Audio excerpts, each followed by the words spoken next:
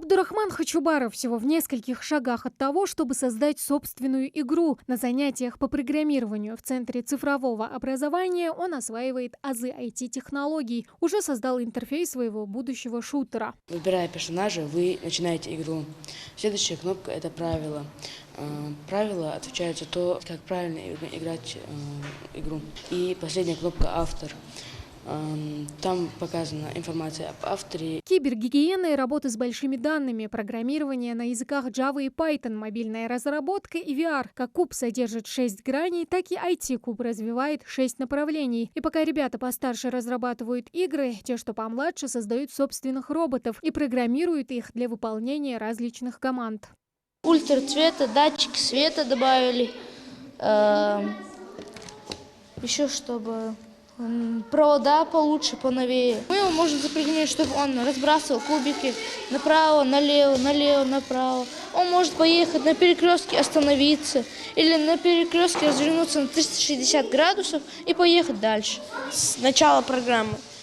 Дальше выбирается движение, трансмиссия. Выбирается, например, проехать 200 миллиметров, повернуть направо на 90 градусов и проехать на 200 миллиметров. И опять направо. Вот как это выглядит. Вот. Вот так он и двигается.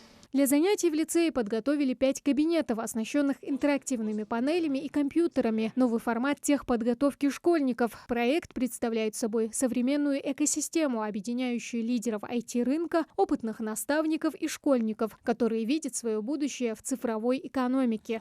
За прошедшие полгода мы научили детей обращаться с переменными, с условными конструкциями, с циклами.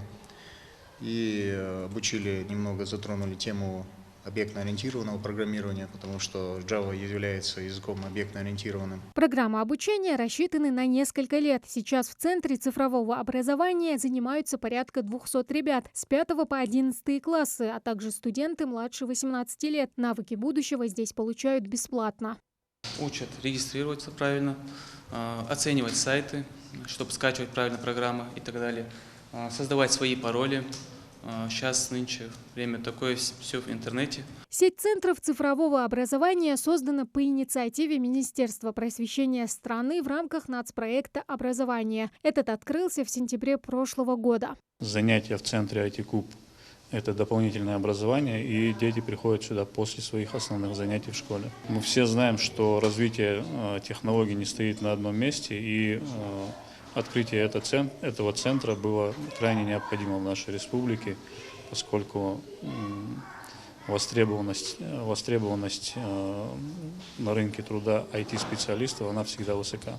В 2024-м планируется открыть порядка 340 центров по всей стране, где будут обучаться около 130 тысяч детей. Тамара Хшагульгова, Султан Магушков, Магаз 24.